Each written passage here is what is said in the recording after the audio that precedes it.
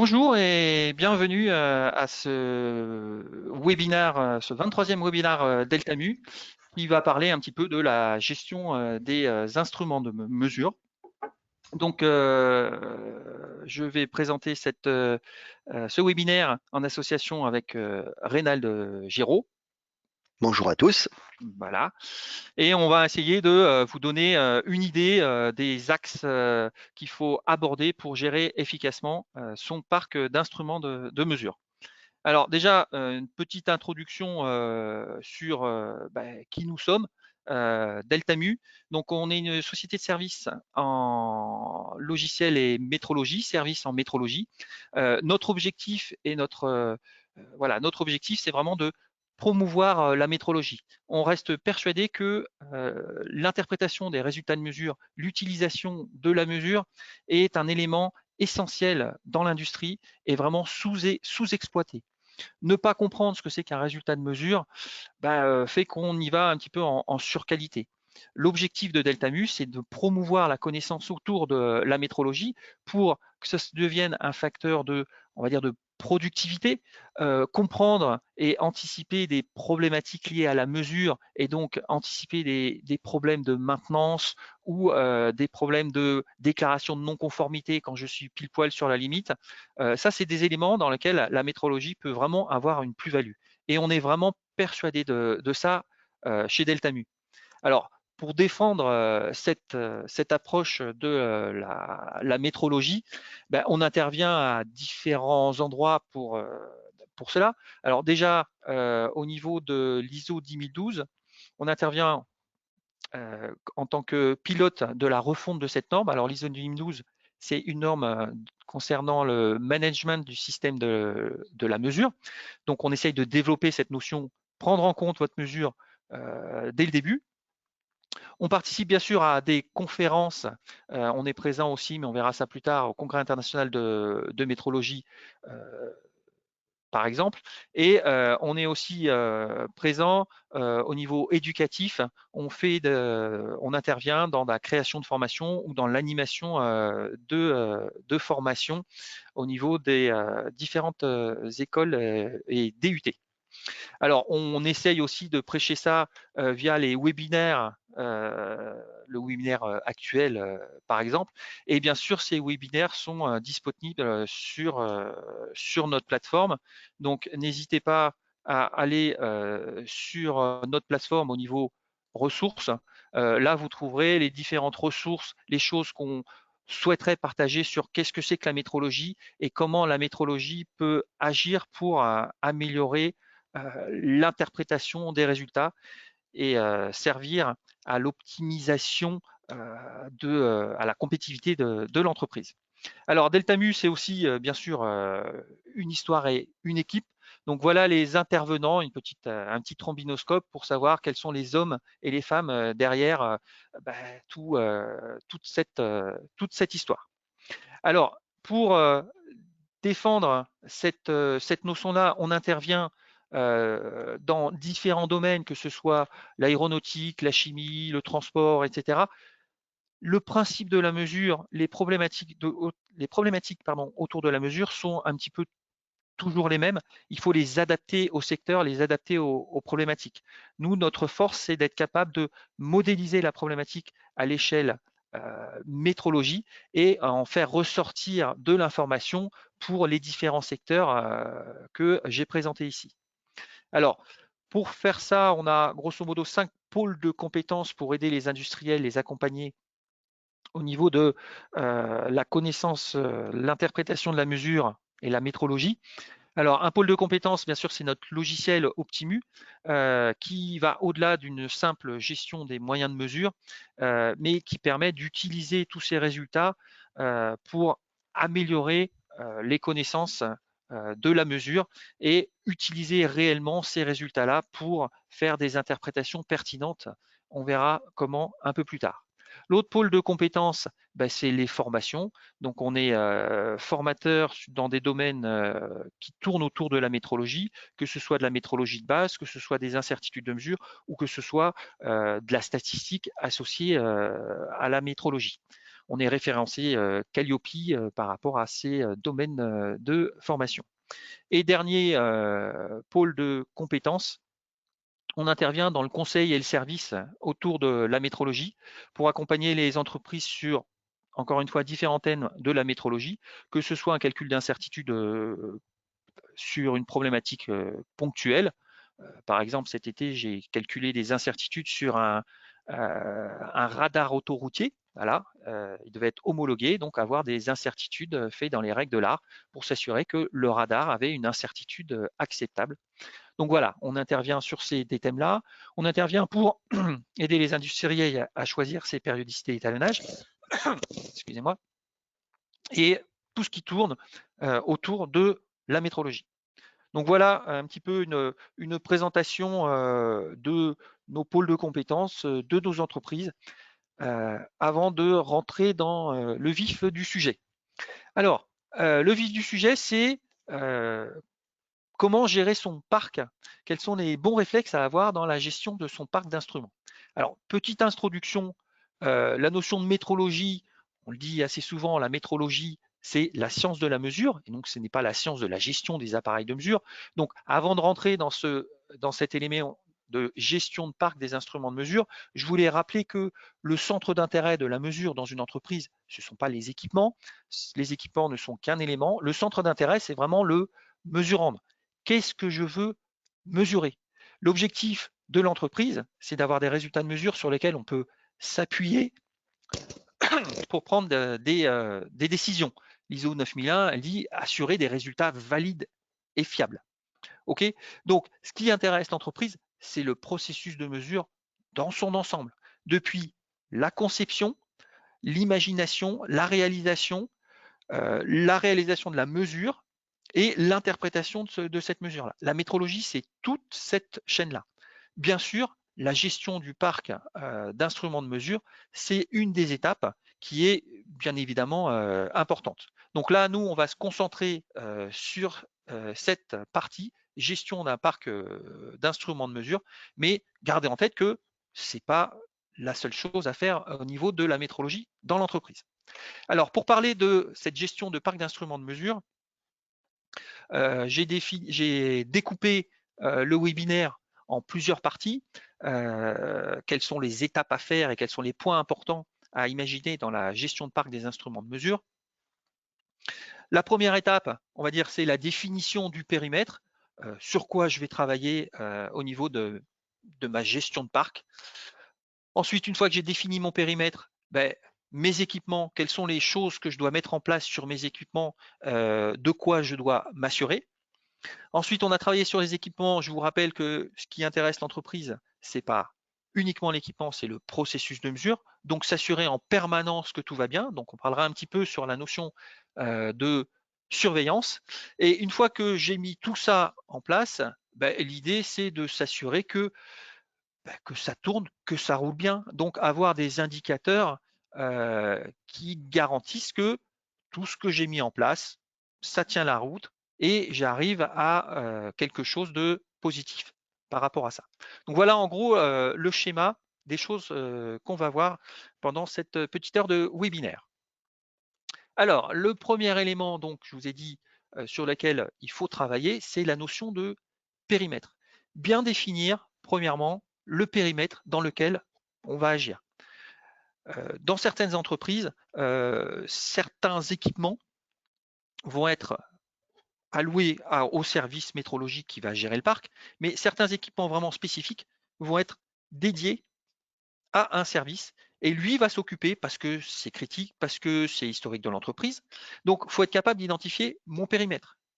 Il faut aussi être capable d'identifier les équipements qui sont hors périmètre, des équipements de mesure qui sont dans la chaîne de production, mais qui appartiennent à un élément global de la production. Donc, je peux voir un afficheur, mais c'est le système de production et c'est géré par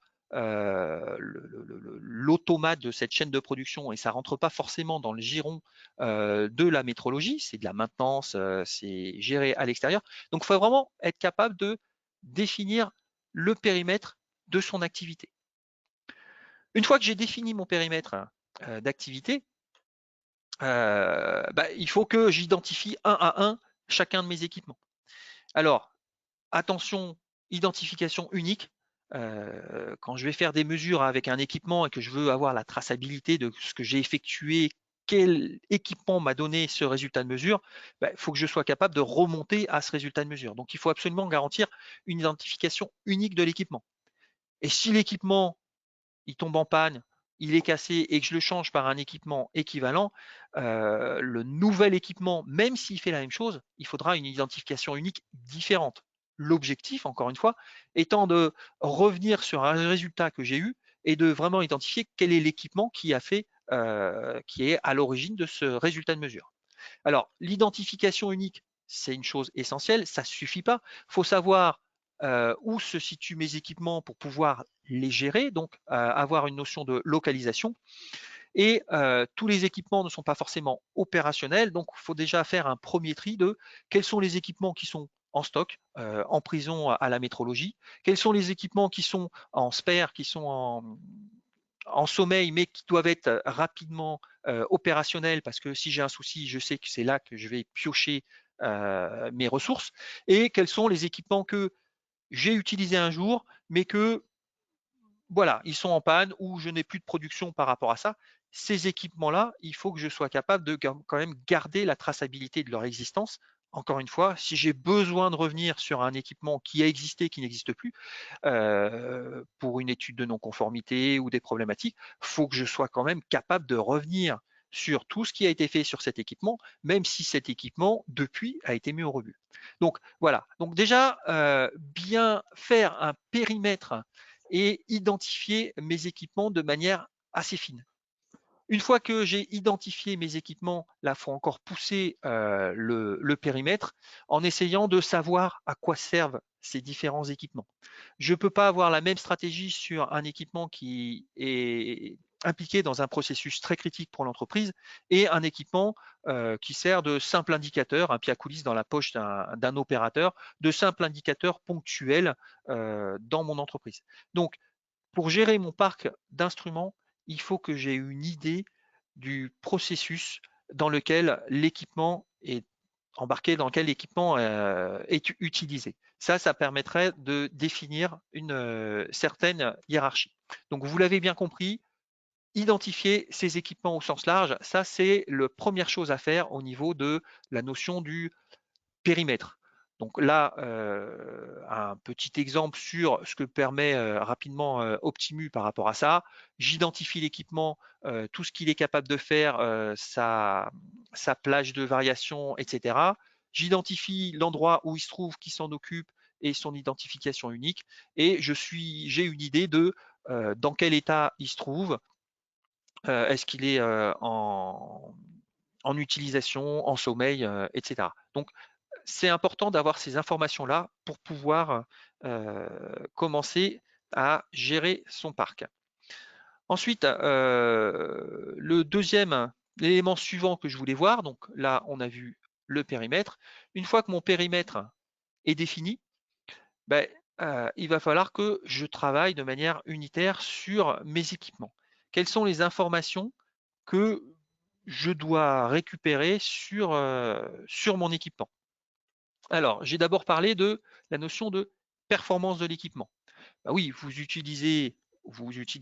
l'utilisateur de l'équipement, il a pris un équipement en se disant, bah, celui-là, il est apte à faire ce que je lui demande. Ouais, apte à faire ce que je lui demande, ça encore faut-il être capable de le prouver. Donc, j'ai besoin de connaître, on utilise un équipement, quel est le besoin par rapport à cet équipement et comment je valide le fait que l'équipement est capable de remplir ce besoin-là. Différentes stratégies, différentes approches pour répondre à cette question de mon équipement est-il suffisamment performant? Bien sûr, la notion d'EMT, je l'envoie en étalonnage et je regarde par rapport aux EMT. Est-ce que mon équipement est conforme, non conforme? Et j'ai mes EMT. Mais est-ce que ces EMT-là sont suffisantes ou surdimensionnées par rapport à mon besoin? Donc, la question, c'est comment je fais pour déterminer les EMT, pardon, de mon équipement. différentes stratégies. Première stratégie la plus simple, c'est j'utilise les données constructeurs. Hein. Si l'utilisateur a choisi cet équipement-là, c'est bien par rapport à des spécifications, donc données constructeurs. C'est une possibilité, on va dire, c'est la possibilité la plus simple et la plus évidente. Maintenant, c'est pas toujours la meilleure. Il faut être capable de justifier que déjà les EMD constructeurs satisfont bien aux besoins qu'on m'a donné, mais d'autre part, parfois j'ai pris cet équipement-là et les données constructeurs sont surdimensionnées par rapport à mon besoin. Pourquoi j'ai choisi cet équipement-là? Parce qu'il faisait le travail, mais maintenant, si j'ai une tolérance plus large, ça me permettra de faire le travail. Donc, bien choisir ces EMT, ce n'est pas uniquement des données constructeurs, il y a des réflexions à avoir là-dessus et on pourra discuter effectivement des stratégies qu'on peut avoir pour choisir les EMT. Une autre approche pour savoir qu'on répond bien aux besoins, c'est l'approche qu'on retrouve dans le domaine de production, savoir que le processus de mesure de production répond bien aux tolérances, aux performances qu'on lui demande. Dans le monde de l'automobile, pour garantir ce genre de choses, on a des fascicules de documentation qui nous permettent de faire une étude statistique des résultats de mesures faits avec mon équipement. Un document phare dans ce domaine-là, c'est le MSA, Measurement System Analysis, qui permet de valider le processus de mesure par rapport aux besoins de production.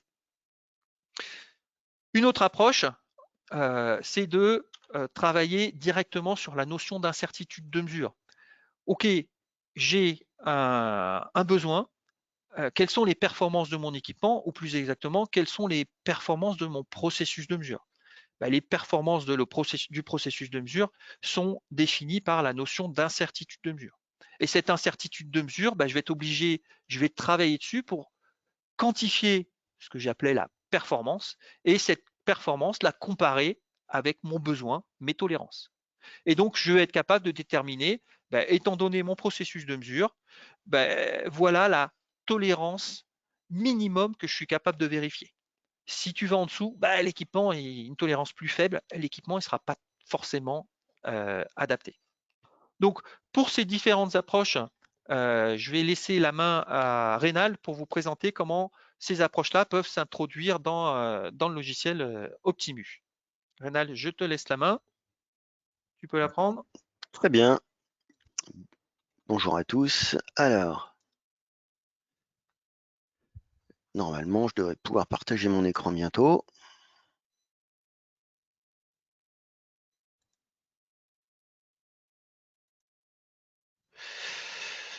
Hop. Vous devriez voir mon écran. C'est bon, je vois ton écran, je ne vois pas encore le contenu. Très bien. Là, vous devriez voir tous mon Optimus. Donc, pour illustrer ce que Christophe vient de présenter, je vais vous montrer deux façons d'aborder donc la méthodologie des capacités, l'étude de capacités. Donc, tout d'abord, la première dont Christophe a parlé, c'était l'approche donc du MSA, Measurement Systems Analysis, analyse des systèmes de mesure. Donc, dans cette approche, que je vais illustrer ici à travers le module statistique d'Optimus, on va avoir donc un processus de mesure. Par exemple, j'ai ici défini un processus de mesure qui est le diamètre 6, une référence de production que j'ai, et j'utilise pour faire cette mesure un micromètre. Et ce que je veux savoir, c'est est-ce que mon micromètre et le processus de mesure dans l'ensemble est adapté à la mesure à réaliser. Donc là, en fait, on va enregistrer un certain nombre de résultats de mesure que plusieurs opérateurs vont avoir fait sur des pièces représentatives de la production. Et l'idée, c'est de s'intéresser donc dans cette approche MSA à plusieurs caractéristiques. D'abord, la répétabilité. D'accord? Donc la répétabilité, ici, elle tient compte aussi de la dispersion des pièces. On a une étude à la base qui s'intéresse à la répétabilité stricte du micromètre, qui est le calcul CG-CGK. Et là, ici, en fait, on va s'intéresser à la répétabilité, mais qui inclut aussi un petit peu l'effet pièce, là. Et on va s'intéresser, lorsque c'est une mesure donc dans le domaine du dimensionnel, à l'effet interopérateur, donc à la fidélité intermédiaire, mais effet interopérateur. Donc une fois qu'on va avoir saisi toutes les informations, on va lancer le calcul et on va avoir un certain nombre d'indicateurs. Donc ici, la variation totale, alors, calculée selon l'approche du MSA strict, ou c'est aussi présenté dans le MSA selon l'approche contribution. Et ça va me calculer donc un autre indicateur, le NDC par exemple, pour au final me dire si c'est un moyen de mesure qui est apte, qui est utilisable. Donc là, il y a des limites qui sont définies, qu'on peut adapter. Et ça peut aussi me dire que bah, mon processus de mesure n'est pas adapté en fait à ce que je souhaite mesurer. Donc ça, c'est une première réponse qui est vraiment très orientée dans tout ce qui est généralement mesure dimensionnelle. Donc l'autre approche dont Christophe a parlé, c'est de faire du calcul d'incertitude, d'utiliser le résultat d'un calcul d'incertitude pour aller déterminer un intervalle de tolérance minimale vérifiable, par exemple en ayant fixé une capacité que l'on va utiliser pour aller calculer à partir de l'incertitude et de la capacité l'intervalle de tolérance minimale vérifiable. Donc ça se passe dans le module incertitude. Je vous l'ai déjà présenté au cours d'un autre webinaire. On va avoir des modèles et on va utiliser ces modèles pour réaliser des calculs. Donc je suis parti ici, je vais partir sur le même moyen de mesure, donc mon micromètre. Je vais sélectionner mon processus de mesure encore une fois, et la dernière intervention réalisée sur le moyen de mesure qui va me permettre de remonter des informations. Donc c'était un étalonnage vérification qui va me servir notamment cet étalonnage vérification, outre à établir la traçabilité, eh bien à avoir des paramètres qui vont me permettre de calculer l'incertitude de mesure. Donc lorsque je vais lancer mon calcul ici, eh bien je vais avoir mon calcul d'incertitude de mesure. Sur la base de paramètres que je vais avoir rentrés, il va me définir un intervalle de tolérance mini-vérifiable qui tient compte en fait des paramètres que j'ai rentrés. Donc je vais avoir par exemple, j'ai fait mon calcul MSA. Grâce à ce calcul MSA, il a récupéré la répétabilité et la fidélité intermédiaire. Il m'a pris, donc comme je vous ai dit, les paramètres qui viennent de la dernière intervention d'étalonnage vérification pour aller calculer donc les composantes instruments entre guillemets ici. Il a pris la résolution de l'instrument. C'est les composantes que j'ai définies moi comme étant celles qui appartiennent à mon processus de mesure. Il m'a calculé une incertitude, donc avec une part fixe et une part variable, et sur la base de cette incertitude et d'un indice de capacité que j'avais fixé, il me dit, bien voilà, l'intervalle de tolérance mini-vérifiable, c'est 13 microns. Voilà, donc en gros, en utilisant ce micromètre, dans les conditions qui ont été définies pour ce processus de mesure, donc là j'insiste bien, hein, si jamais vous avez un autre processus de mesure, on pourrait très bien avoir des résultats totalement différents. Eh bien, je vais savoir que en dessous, donc comme le disait Christophe, de 13 micromètres, bah, là, je vais plus vraiment être capable et le moyen sera plus adapté à mon objectif. Donc, deux approches, l'approche plutôt dimensionnelle orientée donc MSA ou l'approche du calcul d'incertitude pour aller calculer un intervalle de tolérance minimale vérifiable à partir d'un indice de capacité qu'on aura fixé. Je vais rendre la main à Christophe pour qu'il puisse continuer donc la Merci présentation. Raphaël. Tac. Je reprends la main. Tac. Donc là, normalement, j'ai partagé mon écran. C'est bon. Hop, ça. Donc ça, c'était un petit peu pour étayer la notion de performance des équipements. Donc, au niveau de mon déroulé, performance de l'équipement, c'est défini. Maintenant, cet équipement-là, je vais l'envoyer en étalonnage. C'est bien de savoir que connaître les performances dont j'ai besoin, mais je l'envoie en étalonnage, j'y reviens d'étalonnage il va falloir que je définisse est-ce que cet équipement-là remplit bien les exigences que je lui ai demandé, enfin que le résultat d'étalonnage est conforme à ce que j'ai demandé. Donc, quand un équipement revient d'étalonnage, je déclare la conformité et la première chose qu'on nous dit, c'est pour déclarer la conformité, il faut prendre en compte l'incertitude de mesure. Ouais, mais la prendre comment en compte? Qu'est-ce que ça veut dire prendre en compte l'incertitude de mesure? Et là, en regardant un petit peu la littérature, on s'aperçoit qu'il y a effectivement différentes stratégies qui ont leurs avantages, leurs inconvénients. J'en liste quelques-unes où je les résume sur ce slide-là. La première stratégie, c'est la notion de capabilité. Alors, la notion de capabilité va quelque part définir un prérequis à la déclaration de conformité. Je vais m'assurer que mon processus d'étalonnage est suffisamment performant par rapport aux EMT que je fournis, par rapport à la tolérance que je fournis. Une fois que j'ai défini ma capabilité, c'est-à-dire que ma tolérance, je la compare à l'incertitude d'étalonnage. Une fois que j'ai déterminé que ma capabilité est suffisamment performante, la déclaration de conformité, elle se fait simplement. Je suis dans les tolérances, je suis bon, je suis en dehors, je suis mauvais. Donc c'est une approche qui est assez simple, qui prend indirectement en compte l'incertitude de mesure et qui est utilisée beaucoup en production et parfois en étalonnage. Maintenant, cette information, cette prise en compte de l'incertitude de mesure, elle est peut-être pas assez suffisante dans le sens où c'est un prérequis, mais je ne la prends pas vraiment en compte au moment de la déclaration de conformité. Donc, une autre stratégie peut être utilisée, c'est la stratégie de la bande de garde. C'est-à-dire que j'ai mes tolérances et je me mets une petite bande de sécurité dans laquelle je me dis là, ça va prendre en compte. Quand je suis là-dedans, je suis dans le flou de ma mesure. Donc, je ne déclare pas la chose conforme. Donc ça, c'est la notion de bande de garde. Différentes manières de prendre en compte la bande de garde.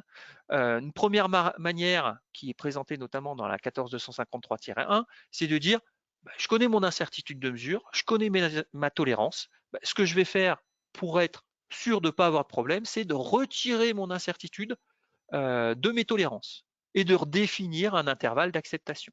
Comme ça, je suis sûr que même si j'ai un résultat qui est pile poil sur la tolérance de mon intervalle d'acceptation, étant donné mon incertitude, je suis dans les tolérances demandées. Alors, cette approche-là, elle paraît intellectuellement satisfaisante. Maintenant, elle est un peu bourrin, ça fait beaucoup de surqualité, elle est difficilement justifiable quand vraiment on va regarder ce que c'est qu'une incertitude de mesure. Donc c'est une méthode qui est faite, qui favorise énormément le risque client, donc c'est très bien dans certains domaines, mais il faut voir que le risque fournisseur, il s'en prend une bonne claque. Donc applicable mais assez dangereuse dans certains cas. Une autre approche de bande de garde, c'est de travailler sur la notion de risque. Je vais définir ma bande de garde par rapport au risque acceptable sur une déclaration de conformité. Alors, c'est quoi l'idée? Encore une fois, je n'aborde que les idées et les concepts à approfondir ultérieurement. J'ai un résultat de mesure, je connais mon incertitude de mesure. Eh ben, si j'ai ma tolérance et mon incertitude de mesure, je suis capable de dire dans l'intervalle quelle est la probabilité que ma valeur vraie autour de la mesure, elle soit en dehors de l'intervalle. Ici, c'est ce qui est assuré en noir. Et donc, je peux dire, j'ai un doute, effectivement, mon résultat de mesure, il est ici. J'ai un doute, admettons que là, j'ai 2% à l'extérieur, je vais déclarer conforme mon équipement avec un risque de 2%, donc avec un risque de 2% de me tromper. Donc ça, c'est une approche qui va un petit peu plus affiner la notion d'incertitude de mesure et prendre en compte la notion de risque. Alors le problème ou le défaut de cette approche-là, c'est qu'il est très spécifique à un résultat de mesure sans prendre en compte d'où vient ce résultat de mesure qui vient d'une production, qui vient d'équipements de mesure qui ont été fabriqués pour être, on va dire, conformes. Et donc il y a une troisième stratégie qui est une approche, on va dire, bayésienne, qui ressemble à celle du dessus, mais on va affiner notre résultat de mesure en prenant en compte des informations a priori. J'ai une production, j'ai des équipements de mesure, a priori, ils ont été fabriqués pour être conformes. Donc, les équipements de mesure, en majorité, ils sont à un endroit donné. Maintenant, j'ai un résultat de mesure qui me dit, voilà, mon résultat, il est là. oui, mais tu as une incertitude et cette incertitude, je vais l'améliorer en sachant que ce que tu as mesuré, ben, normalement, c'est dans un a priori donné. Donc ça, c'est une approche bayésienne, utiliser le résultat de mesure, mais de le pondérer par rapport à un a priori qui est ben, la production, elle ne s'est pas tourné les pouces, elle a essayé de mettre l'équipement à un endroit donné. Donc c'est la combinaison de ces deux informations, mesure et a priori, qui va nous donner une information plus pertinente sur vraiment l'interprétation du résultat de mesure. La troisième stratégie pour effectivement déclarer la conformité, c'est une stratégie qui est applicable pour les équipements de mesure variables et qui applique directement la définition du VIM sur la notion d'étalonnage. Le VIM, il dit, quand je fais un étalonnage, bah, j'étalonne, je fais une comparaison, j'étalonne sur différents points. Ici, on va dire j'ai pris 4 points. Et suite à cet étalonnage-là, suite aux résultats sur ces 4 points, je vais essayer de définir le comportement, de modéliser le comportement de mon équipement sur l'ensemble de la plage. C'est-à-dire que l'étalonnage ne s'arrête pas juste à 4 points que j'ai fait sur mon équipement. Non, non. L'étalonnage, c'est je fais 4 points et j'utilise ces 4 points-là pour modéliser le résultat de mon équipement. Et donc, à partir de là, la notion de déclaration de conformité ne se fait plus sur ponctuellement 4 pauvres points que j'ai fait sur toute la plage de mon équipement. La déclaration de conformité va se faire sur la droite que j'ai obtenue. OK ?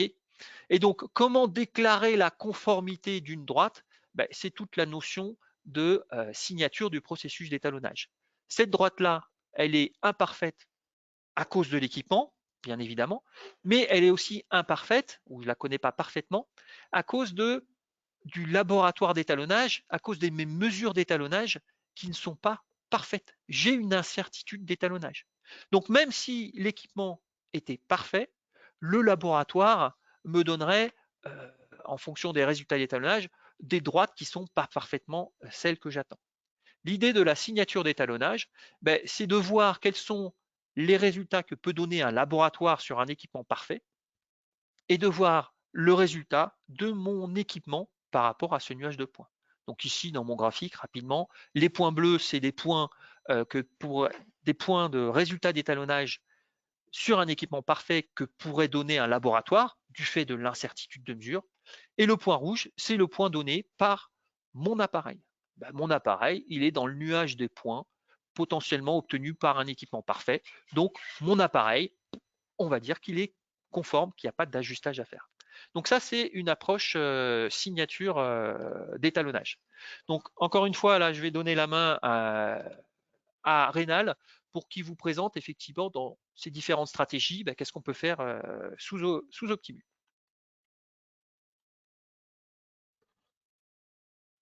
Très bien. Excusez-moi. Donc, je vais de nouveau partager mon écran dès que j'aurai récupéré la main. Hop.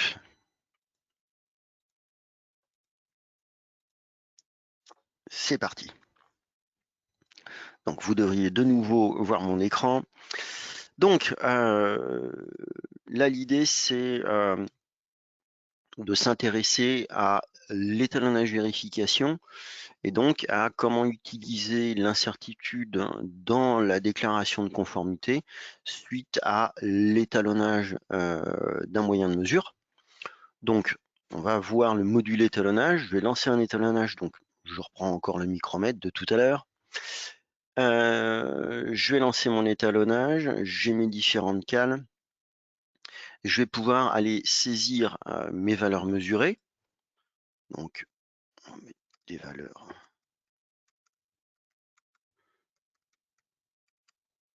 « 5, hop, là, c'est juste pour la répétabilité.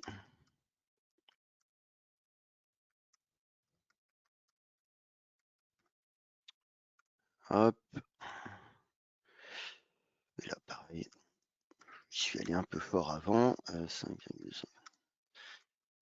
5,298. Voilà, très bien, effectivement, j'y suis allé un peu fort ici. Voilà, c'était 99, 98, 98 et 99. Voilà. Alors, ici, on va avoir une déclaration de conformité qui se fait selon la 14253-1. Donc, j'ai une incertitude. Donc là, ici, une incertitude qui est fonction de chaque point, puisque j'ai une part variable. Et cette incertitude, je vais la retirer à mes EMT, ici, pour aller déterminer une zone de conformité. Donc, tant que la somme de mon erreur de mesure plus l'incertitude ici en valeur absolue va être inférieure à la valeur absolue de l'EMT ici, eh bien, je vais être toujours conforme, d'accord? Donc, là, ici, jusqu'à 27, 003, j'y suis allé un peu trop fort, excusez-moi. 5, oui, décidément, 200, je sais, un petit peu, 260, 293. Ça me fait 7,8, 294, je suis conforme, d'accord? Donc là, ici, c'est relativement simple, hein. Comme le disait Christophe, cette approche-là, elle peut parfois réserver des surprises.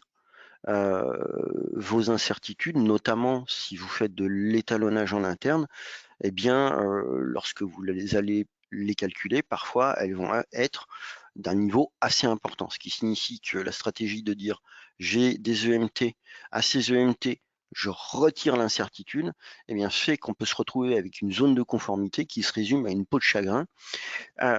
Et donc là, dans ces cas-là, on va déclarer un moyen de mesure non conforme, alors que globalement, il aurait pu être conforme.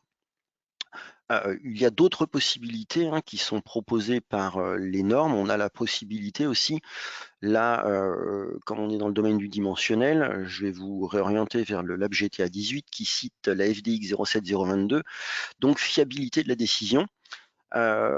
Cette approche-là, je l'ai déjà présentée lors d'un autre webinaire, mais elle est aussi intéressante. En gros, on va positionner le résultat de la mesure, l'erreur de mesure, on va positionner les erreurs maximales tolérées, l'incertitude, et on va s'intéresser à la part en fait de résultats qui pourraient être en dehors des EMT liés justement à l'incertitude. Donc là ici, j'ai un résultat qui vaut 5,294. Ça me dit que c'est conforme, certes, mais conforme avec une fiabilité de combien? Eh bien, ça, on va le voir dans le document donc d'étalonnage vérification, ce qu'on appelle le CVR, un certificat, un constat de vérification avec les résultats. Donc ici, en troisième page, je vais voir ma fiabilité et je m'aperçois que j'ai une fiabilité à 98%. D'accord? Donc, malgré tout, je suis peut-être relativement fortement décalé. D'accord? J'ai une EMT qui vaut 9 microns. J'ai un écart qui vaut quasiment 7 microns ici, mais malgré tout, je reste fiable à 98%. Tout va bien. J'aurais eu une approche comment dire, 14253, là c'était encore bon. Par contre, dès que j'augmente, que je passe à 5,293, ce serait non conforme, alors qu'avec cette stratégie-là, je serais toujours conforme avec une fiabilité effectivement inférieure à ces 98%. Voilà, donc c'est d'autres stratégies, hein, il existe différentes donc, stratégies de déclaration de conformité, mais celles-ci, ce sont celles qui sont présentées dans Optimu en relation notamment avec ce qui est préconisé par des documents comme le Lab GTA 18, donc le guide technique d'accréditation dans le domaine du dimensionnel qui est présenté par le COFRAC. Voilà, donc ça c'est l'une des approches possibles. Je vais de nouveau rendre la main à Christophe pour qu'il puisse poursuivre la présentation. Merci. Tac. Voilà, donc c'était sur la notion, c'est bon, L'écran est réapparu. Donc, sur la notion de déclaration de conformité. Alors, tout ce que je vous raconte, il y a peut-être des questions qui commencent à venir. On a mis à disposition un chat, donc n'hésitez pas à déposer vos questions sur le chat. On va essayer d'y répondre en live rapidement, donc comme d'habitude. Et les questions qui vont rester en fin de session webinaire, on se débrouillera pour vous contacter et pour y répondre. Donc, il y a le chat. N'hésitez pas, comme d'habitude, à aller sur le chat. Petit oubli de ma part. Donc, j'en suis sur déclaration de conformité. J'ai dit les équipements, déclaration de conformité. Un autre aspect important à gérer, c'est la notion de traçabilité métrologique.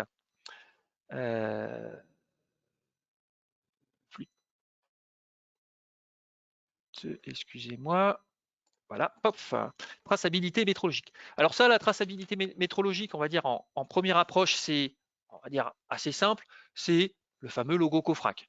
J'ai mon logo de COFRAC, ok, mes équipements sont raccordés. Maintenant, faire tout en COFRAC, ça peut coûter un certain prix. Avoir le logo COFRAC, ça garantit un raccordement, mais ça doit quand même, on doit quand même être capable de lire les informations qu'il y a sur mon certificat d'étalonnage. Hein. Un certificat d'étalonnage, c'est pas juste un logo COFRAC, hein. C'est de l'information qui est garantie, qui donne un certain niveau de qualité grâce au COFRAC, mais il faut quand même aller voir ce qu'il y a dedans et si tout est fait correctement et ça répond bien à mon besoin. Donc, le logo COFRAC pour garantir le raccordement, oui, mais être capable d'exploiter le résultat pour voir si ce logo-là répond bien à mon besoin. Ensuite, ne pas tout faire en COFRAC, comment je justifie que ça correspond quand même à mon besoin. Je suis capable de faire des étalonnages en interne. Comment je fais pour garantir mon raccordement? Donc, il y a des stratégies à développer. Je vous renvoie vers des documents ILAC, GenRev 10 qui vous donnent des pistes pour justifier de la manière dont vous pouvez raccorder vos équipements en interne. Et enfin, il y a des fois où le raccordement n'est pas évident parce que je suis dans un domaine où il n'y a pas d'étalons. C'est pas c'est des unités qui ne sont pas dans le système SI. Donc là, je peux effectivement me retourner parfois vers des matériaux de référence, par exemple les solutions PH pour tout l'étalonnage de mes PH mètres. Et là, pareil, il y a une certaine justification, un certain niveau de compétence à montrer. Les matériaux de référence doivent avoir une certaine origine et on doit être capable de justifier de ces matériaux de référence. Et enfin, il existe des cas de figure où je suis un petit peu tout seul dans mon coin à faire quelque chose sur des unités qui n'existent pas au niveau SI et sur lesquelles je ne trouve pas de matériaux de référence. Quelles sont les stratégies que je peux mettre en place pour garantir quelque part une certaine homogénéité et une pérennité dans mes équipements de mesure. Donc là, c'est l'objectif de la traçabilité, c'est de garantir une homogénéité, une pérennité à un certain niveau donné par la notion d'incertitude de mesure. Quelque part, comment je recrée cette structure-là pour des cas vraiment particuliers. Donc, vous voyez, la traçabilité, le COFRAC, c'est le premier élément auquel on pense. Maintenant, il faut quand même aller gratter, aller plus loin, et il existe toujours des cas particuliers par rapport à ces problématiques-là. L'élément suivant la traçabilité, c'est attaquer les notions d'étalonnage périodique. Oui, mes équipements sont performants, ils sont conformes, etc. Mais ça, je vais le répéter, mais je vais le faire tous les combien? Comment je vais faire pour choisir ma périodicité d'étalonnage? Quels équipements je vais étalonner? Donc, la première chose, c'est, encore une fois, définir son périmètre. Est-ce que je dois tout étalonner de manière périodique? Non. Je dois définir les éléments critiques, les équipements qui ont un impact sur mon processus de mesure, et cela, par rapport à cela, effectivement, je vais définir une stratégie.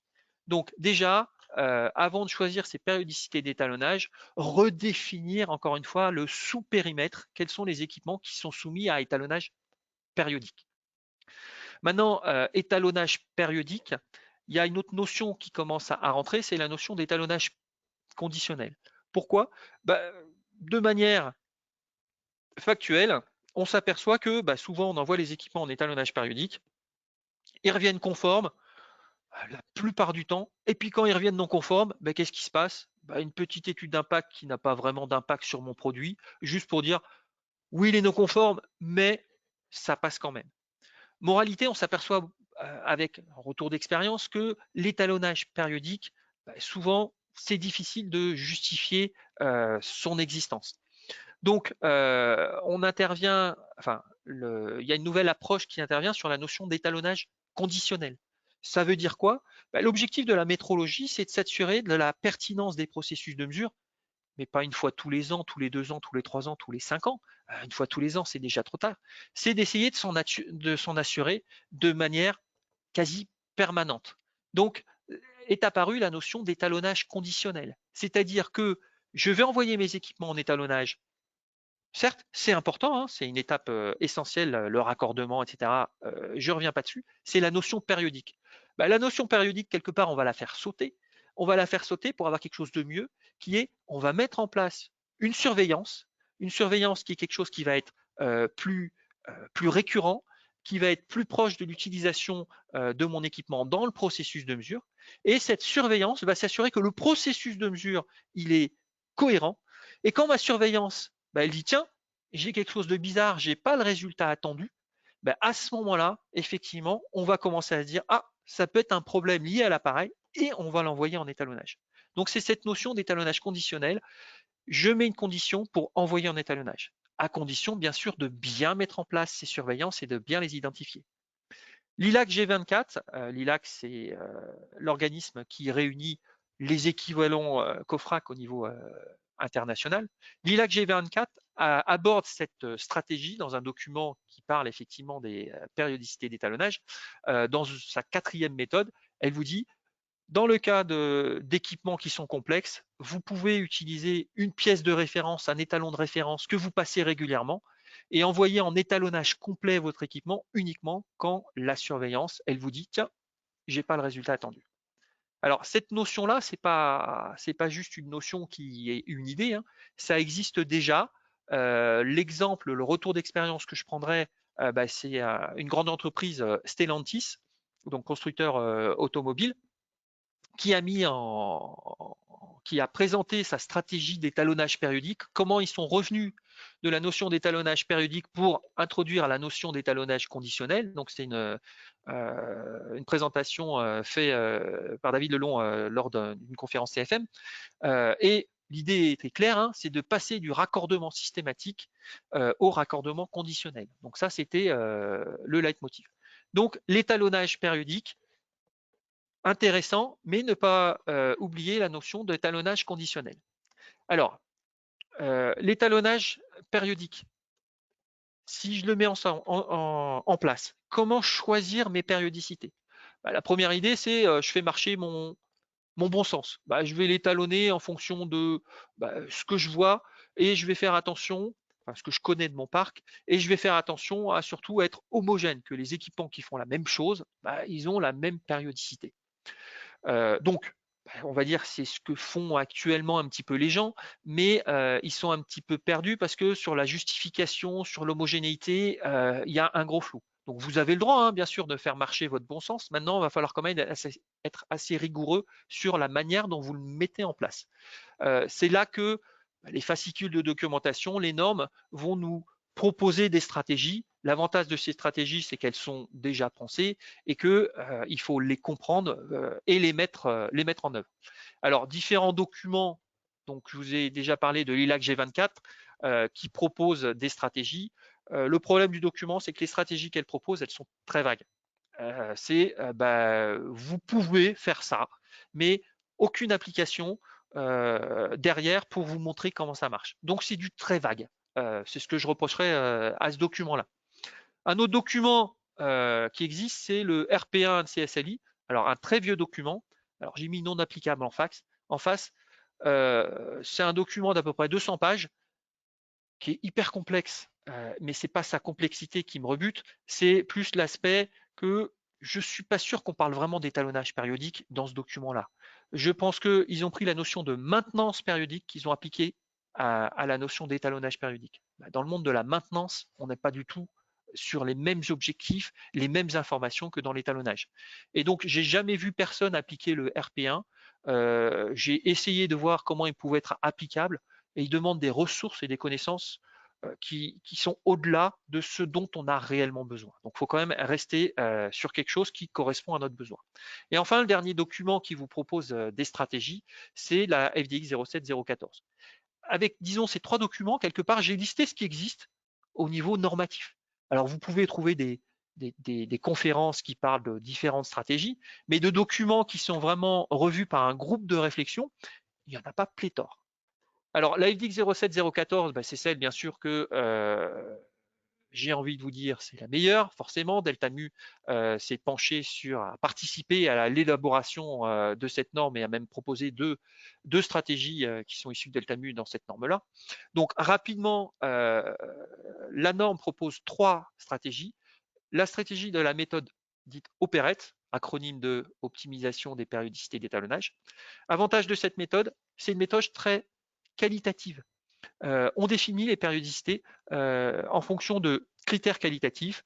Est-ce que l'étalonnage coûte cher? Est-ce que je vais utiliser beaucoup l'équipement? Est-ce qu'il est dans un processus critique? Et en fonction de ces différents critères, la méthode va nous proposer une périodicité. Autre approche possible, méthode de la dérive. C'est une méthode qui va essayer d'anticiper la dérive des équipements. C'est-à-dire qu'on va faire une étude statistique du comportement des équipements dans l'entreprise et on va essayer de voir à quel moment l'équipement il va atteindre sa limite d'utilisation. Alors cette méthode-là, elle est très, très performante. Le défaut qu'elle a, c'est qu'elle ne peut s'appliquer qu'à des équipements qui ont vraiment une dérive avérée, c'est-à-dire des calibres ou des choses qui s'usent. Vous ne pourrez pas l'utiliser sur des multimètres ou des balances où la dérive de ces équipements-là, on ne sait pas trop dans quel sens ils dérivent. Donc, c'est le défaut de cette méthode-là. Sinon, elle est vraiment très performante. Une autre approche d'optimisation de périodicité, c'est le rapport de périodicité. Là, l'idée de cette méthode-là, c'est de définir une périodicité en fonction de l'impact de l'équipement dans le processus de mesure. Alors, quand je dis impact, c'est impact au niveau incertitude de mesure. Si c'est l'équipement qui amène le plus de bruit dans le résultat de mesure, c'est clair que l'équipement, dès qu'il dérive un petit peu, il a un impact sur mon résultat et donc j'ai envie de le voir très souvent. Si l'équipement dans le processus de mesure, il est tellement performant que ce n'est pas lui qui amène du bruit, c'est plus l'environnement, l'effet interopérateur, la répétabilité. L'équipement, même s'il bouge un petit peu, ça n'aura pas d'impact sur mon résultat de mesure. Donc l'idée de cette méthode-là, c'est d'étudier l'impact de l'équipement au niveau de l'incertitude par rapport à l'incertitude globale. Et en fonction de son niveau d'impact, avoir une périodicité. Donc ces trois méthodes-là, elles sont intéressantes parce qu'elles sont complémentaires, elles ont chacune leurs avantages, leurs inconvénients, et elles sont expliquées, donc elles sont directement applicables. Et je vais laisser la parole à Reynald pour qu'il nous montre comment on peut effectivement les appliquer. À toi, Reynald.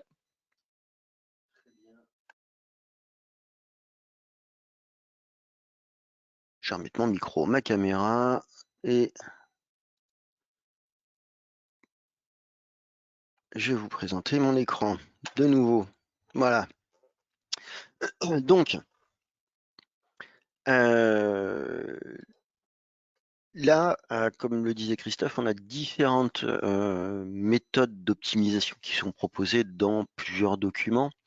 Dans Optimu, on a repris, alors Delta Mu a participé activement à la rédaction de la FDX 07014. Donc, dans Optimu, vous allez retrouver les trois méthodes qui sont présentées dans la FDX 07014. L'étude opérette, donc ça on en a déjà parlé. L'étude de la dérive, pareil, que j'ai déjà présenté avec un collègue lors d'un autre webinaire. Là, je vais vous parler du calcul de R périodicité. Donc, ce rapport de périodicité, effectivement, il prend en compte le poids de l'instrument dans le processus de mesure pour aller déterminer une prochaine date d'étalonnage et vérification. Alors, dans la vidéo ISO 7014, on est dans une norme qui s'appelle de confirmation métrologique. Là, ici, on a restreint la confirmation métrologique à l'étalonnage et vérification. On verra, et Christophe en reparlera après, qu'il existe d'autres méthodes pour confirmer l'état métrologique d'un moyen de mesure. Et on n'est pas restreint uniquement aux moyens de mesure, il faut après s'intéresser au processus de mesure en globalité. Donc là, ici, comment ça va fonctionner? J'ai repris le processus de mesure avec mon micromètre, je vais aller sélectionner mon micromètre. Si sur mon processus de mesure, j'ai plusieurs micromètres interchangeables, je vais pouvoir relancer tous en même temps les calculs. Donc, j'ajoute, je calcule et lui, il me dit sur la base en fait des résultats observés, le poids de mon instrument, c'est 11% dans le processus de mesure. Donc, la périodicité calculée, c'est 72 mois. Je vais pouvoir utiliser cette périodicité pour aller mettre à jour la périodicité d'étalonnage, vérification sur mon moyen de mesure. Okay, donc là, ici, il s'agit d'aller augmenter les périodicités d'étalonnage vérification. Mais si j'augmente ces périodicités d'étalonnage vérification, il va peut-être être intéressant de temps en temps que j'aille m'assurer que le processus de mesure ou que j'aille m'assurer que le moyen de mesure, eh bien, ils sont toujours aptes à réaliser la mesure pour laquelle je les emploie. D'accord? Donc là, c'est Christophe qui va reprendre la main justement pour en parler. Donc, Christophe, à toi. Alors oui, effectivement, je vais vous parler de l'aspect suivant. J'ai parlé de l'équipement et comme l'a dit Rénal, on a fait le tour un petit peu des choses à voir sur la gestion de parc sur l'équipement et l'élément qui va suivre, c'est OK, l'équipement est utilisé dans un processus de mesure et l'objectif, c'est un petit peu de s'assurer surtout que le processus de mesure, il est opérationnel. D'où l'introduction de la notion de surveillance d'un processus de mesure et cette surveillance va me permettre d'optimiser ma gestion de parc et d'optimiser mes périodicités d'étalonnage. Alors, la surveillance, déjà, il faut définir ce que c'est. Effectivement, au niveau du VIM, la notion de surveillance n'est pas encore définie. On y travaille. Définir ce que c'est qu'une surveillance. Alors, une surveillance, c'est pas uniquement, comme on pourrait le penser, une carte de contrôle avec une pièce de référence. Il y a des choses plus évoluées qui permettent de faire des surveillances. Oui, la pièce de référence avec une carte de contrôle suivie d'un objet connu, c'est quelque chose qui fait partie des surveillances, mais il y a différentes natures de surveillance. On peut faire de la surveillance par redondance de mesure. Je mesure par différents équipements la même chose. Si les équipements sont cohérents, ça veut dire que tout va bien. Si je commence à avoir une incohérence, là, je me pose des questions et je peux commencer à envoyer en étalonnage. Vous voyez, l'idée, c'est que la notion de surveillance, elle permet de s'assurer que tout va bien par différentes stratégies. Et si jamais la surveillance ne dit pas, tiens, c'est comme d'hab, tout va bien, là, j'envoie la notion d'étalonnage, j'envoie mon équipement en étalonnage pour au moins dédouaner l'équipement par rapport au problème que j'ai pu constater. Donc, des types de surveillance, on peut le classer par différentes catégories. Donc, je vous ai parlé, suivi d'un objet connu, redondance de mesure, donc ça, c'est des aspects à développer. Processus de mesure dédié, ça, c'est les surveillances qu'on a en fin de production. L'équipement, il est censé mesurer une valeur attendue. Dès que j'ai pas la valeur attendue, je me pose des questions. Donc là, il y a une surveillance naturelle en fin de production. Quand on suit une production et qu'on attend une valeur, quand la valeur attendue n'est pas présente, deux possibilités. Soit la production commence à dériver, soit c'est mon équipement qui commence à dériver. Donc là, on voit qu'il y a une notion de surveillance de l'équipement par la production, ce qui n'est pas forcément la première chose qui nous vient à l'esprit. Après, nous avons des surveillances sur des mesures qui sont corrélées. Je peux mesurer des caractéristiques de mon équipement à différents moments de ma production et ces caractéristiques-là peuvent être largement corrélées. Par exemple, le diamètre d'un équipement, enfin le diamètre d'une pièce et après cette pièce-là, je vais la peser. Je sais que la densité, elle permet de relier ces deux caractéristiques. Mais voilà, il faut trouver des stratégies. Et le dernier type de surveillance qu'on peut vous proposer, enfin que je peux vous proposer, c'est les surveillances par comparaison inter-équipement.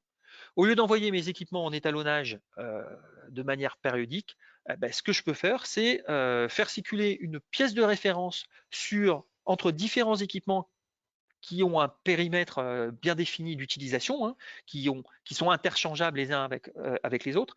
Donc, je fais circuler une pièce de référence, je mesure cette pièce de référence avec ces équipements et je valide que les résultats de mesure sont homogènes. Si vous voulez, ça ressemble à une comparaison interlaboratoire, mais fait sur les équipements, d'où la notion de comparaison inter-équipement. Je regarde l'homogénéité des résultats sur une pierre de référence. L'avantage de cette approche-là, c'est que je n'ai pas besoin d'envoyer en étalonnage des équipements. L'autre avantage, c'est que quelque part, les EMT sont définis de manière naturelle. La première fois que je mets ma comparaison inter-instrument, je suis capable de voir la dispersion naturelle de ces équipements-là sur ma pièce de référence. Donc, c'est quand même une approche intéressante, qu'on verra tout de suite après avec Reynald. Donc ça, c'est les types de surveillance, ne pas s'enfermer sur ma carte de contrôle, c'est large et il y a des surveillances implicites. Maintenant, ces surveillances-là, bien évidemment, faut les identifier, éventuellement les formaliser et les tracer. Et une fois que j'ai une surveillance qui tient la route, faut se dire quel est l'impact de cette surveillance sur mes périodicités d'étalonnage. Maintenant que je surveille mon équipement ou mon processus de mesure dans lequel est impliqué mon équipement, est-ce que j'ai besoin de faire des étalonnages périodiques? Donc on revient à la notion d'étalonnage conditionnel. Donc je laisse la parole à Reynald pour un petit peu développer la notion de surveillance qu'on peut avoir sur Optimus.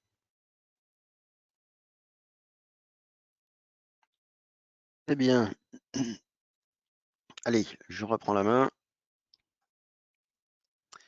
Donc, comme le disait Christophe, on va pouvoir réaliser dans les surveillances des comparaisons inter-instruments. Donc ces comparaisons inter-instruments, on a déjà fait une présentation dessus, mais je vais refaire rapidement un petit pitch. Plusieurs instruments, des instruments interchangeables. On va définir sur ces instruments interchangeables l'utilisation de mesurandes. Un même mesurande passé sur des moyens de mesure interchangeables, eh bien, les différents moyens de mesure, s'ils ont les mêmes performances métrologiques, ils vont présenter la même dispersion et ils vont présenter la même justesse. On va estimer en fait ces paramètres par des indicateurs, les indicateurs de Mendel H et Mendel K, qui sont donc présentés dans le document FDX 07041. Qui date de 2019 et que l'on retrouve aussi dans la série de normes ISO 5725 qui traite de la justesse et de la fidélité, elle, plutôt des méthodes d'essai et d'étalonnage. Donc, c'est quand même pas quelque chose qui est basé sur n'importe quoi en termes d'indicateurs, si vous vous posez la question. Donc, je vais avoir un ensemble de résultats. Sur la base de ces résultats, je vais pouvoir statuer si effectivement les performances métrologiques de mon moyen de mesure sont au rendez-vous ou pas. C'est-à-dire, est-ce que je confirme que eh bien, tous mes moyens de mesure présentent la même dispersion et tous les moyens de mesure présentent la même justesse. On aura une attention particulière sur quelque chose qui s'appelle le biais commun, mais j'en parle pas ici. Et grâce à ça, eh bien, une fois que je vais avoir terminé en fait ma comparaison, je vais aller pouvoir créer des interventions sur les moyens de mesure qui sont dans le périmètre de l'étude. Et là, ici, moi, j'ai une comparaison inter-instruments. Cette comparaison inter-instruments, elle a eu lieu là, je l'ai lancée le 24, je la termine aujourd'hui. Et cette comparaison inter-instruments, eh bien, elle me permet de reporter l'étalonnage vérification. Donc là, on est dans une stratégie de périodicité conditionnelle. Là, ici, cette comparaison inter-instruments, eh bien, elle va se comporter comme un étalonnage vérification. Ici, je vérifie les performances de mon moyen de mesure. Et ça me permet de reporter l'intervention justement d'étalonnage vérification. Le dernier étalonnage vérification pour de vrai, il a eu lieu le 23 juillet 2022. Eh bien là, je repousse jusqu'au 24 janvier 2024. Comme en juillet, je vais refaire une surveillance, je vais pouvoir de nouveau reporter. Alors, on ne reporte pas à vie, hein. Ici, il y a dans les différents instruments donc, que j'ai la balance 4 qui a un souci, paf, attendre de décision. Donc là, la balance 4, je vais venir, je vais lancer tout le processus d'étalonnage vérification parce que l'approche en fait de la surveillance m'a permis de dire les performances métrologiques, il y a quelque chose qui n'est pas normal. D'accord? Donc on est dans une stratégie d'étalonnage vérification conditionnelle. Je vais pouvoir repasser la main à Christophe. Hop. Merci bien. Donc, on a traité la notion de surveillance. Le dernier élément, c'est le suivi de mon parc. Ok, tout ça, c'est bien beau, hein, je fais des choses, définis mon périmètre, je travaille sur mes équipements, mes surveillances. Maintenant, au final, il faut que je sois capable de savoir si ce que j'ai fait correspond à mon besoin, être capable de piloter ma gestion de parc. Et pour pouvoir faire tout ça, bah, il faut que j'ai un suivi, il faut que j'ai des outils de suivi, des indicateurs qui me permettent bah, de savoir que tout fonctionne bien. Alors, les indicateurs, on va dire, je les ai classés en deux catégories. Pardon. Les indicateurs, on va dire, opérationnels de pilotage instantané. Moi, mon besoin en tant que gestionnaire de parc, c'est de savoir est-ce que tout va bien, quelles sont les premières campagnes que je vais avoir, ça va représenter combien d'équipements, est-ce qu'il ne faut pas que j'étalonne les choses. En ce moment, j'ai eu des problèmes, j'ai des retards, quels sont les équipements qui sont en retard, etc. C'est-à-dire des indicateurs qui sont très opérationnels. Ces indicateurs-là vont m'aider à gérer mon parc en instantané. Maintenant, suivant la personne qui suit le parc, les indicateurs ne vont pas être les mêmes. Une fois par an ou quand je suis un interlocuteur, on va dire, de haut niveau, moi, ce qui m'intéresse, c'est de savoir globalement si tout se passe bien.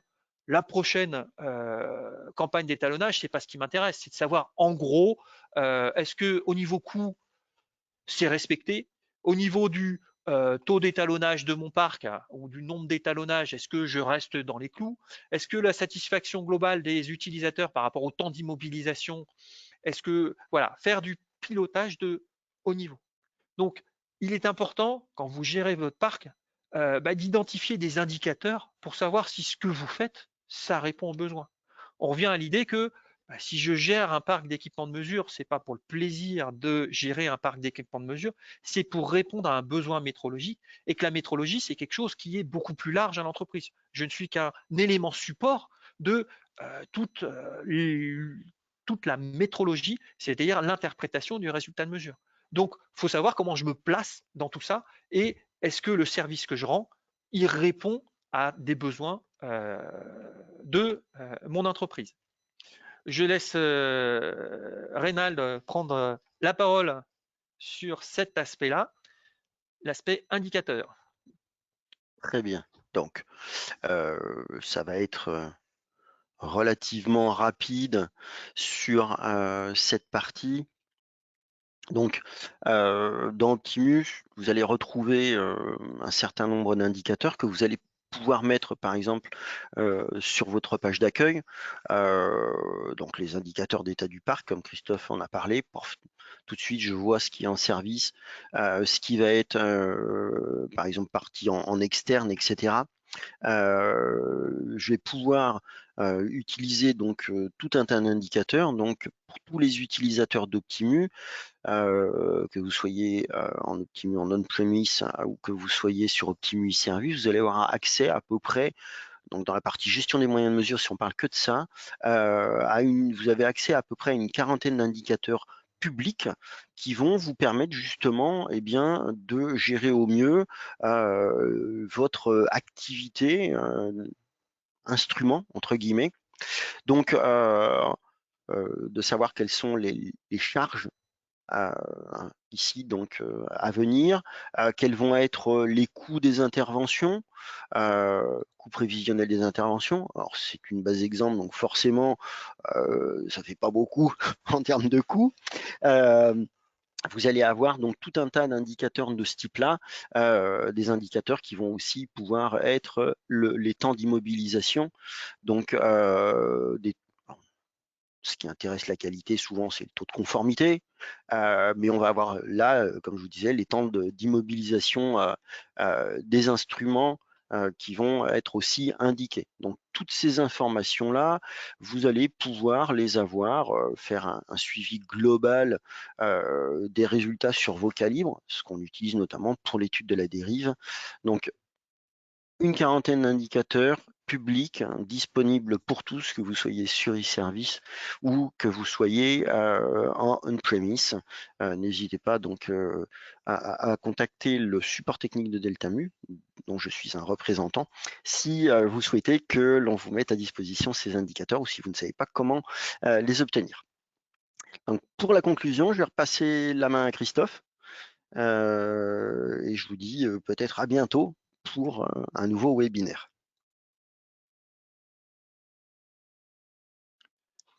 Donc, c'est bon, mon écran est arrivé. Donc, l'idée du webinaire, c'était vraiment de vous donner les différentes étapes, les différentes touches qu'il faut étudier quand vous avez un parc à gérer, de mettre cette notion de gestion des instruments au cœur de la métrologie, la mettre à sa place et savoir, bien sûr, identifier son besoin. Alors, par rapport à ces éléments-là, excusez-moi, tac. Pour aller plus loin, le support et le replay de ce webinaire vont être mis rapidement à disposition. Les questions que vous nous avez posées, auxquelles on n'a peut-être pas eu le temps de répondre, on va travailler dessus pour pouvoir répondre à toutes ces questions-là. Je vous rappelle qu'on a des ressources à disposition sur notre site, donc n'hésitez pas à aller sur notre site pour aller voir les différentes ressources, les livres blancs, les sélections d'articles et bien sûr ce webinaire-là pour les problématiques de métrologie. On met aussi à disposition, nous avons des parcours de formation et on met à disposition des débuts de parcours pour que vous voyez à quoi correspond la notion de parcours interactif en Digital Academy, pour que vous fassiez une idée des performances qu'on peut avoir en faisant ce type de formation. Et on essaiera d'échanger avec vous, de proposer des démonstrations sur des éléments qui ont retenu votre attention. Donc, n'hésitez pas à nous contacter. Les prochains éléments au niveau de Deltamu dans nos agendas, c'est une formation en inter sur l'initiation à la métrologie, donc les termes un petit peu que j'ai abordés, mais de manière plus approfondie sur une formation dans nos locaux en février. On a aussi une formation sur Optimu, comment utiliser les bases de la gestion des moyens de mesure d'Optimu. Alors, en mars, il y a le Congrès international de métrologie. Bien évidemment, on sera présent à des conférences. Peggy Courtois, une collaboratrice, participera à une table ronde. Donc, si vous passez aussi, n'hésitez pas à venir nous voir. Notre prochain webinaire, ça sera un webinaire sur la notion d'incertitude de mesure. Il sera découpé en 5 jours, 5 cycles. Donc, vous aurez des informations supplémentaires sur le format. Et En marche, on participe au forum d'IMO. Alors, ça, c'était pour mars-avril. Pardon, oui, c'est ça. Février-mars, pardon. Mars-avril, on a des formations sur l'optimisation des périodicités, donc ce qu'on vient de voir, mais de manière mise en pratique et plus détaillée sur quelles sont les stratégies de FDX 07014 et comment les mettre en œuvre. On a un webinaire sur la smart métrologie en avril, des formations sur l'incertitude de mesure en mai, lancement d'une campagne de comparaison interlaboratoire en température. Donc ça, si vous avez des étalonnages en température, ça peut être intéressant de participer à ça pour voir quelles sont vos performances au niveau d'étalonnage et est-ce que les incertitudes que vous annoncez, elles sont compatibles à l'activité que vous réalisez. Et enfin, je m'arrêterai là. En juin, un webinaire sur la métrologie, les GMAO et la capacité. Je vous remercie de votre attention. N'hésitez pas à aller sur notre site et nous poser des questions. Merci, à un prochain webinaire sans doute.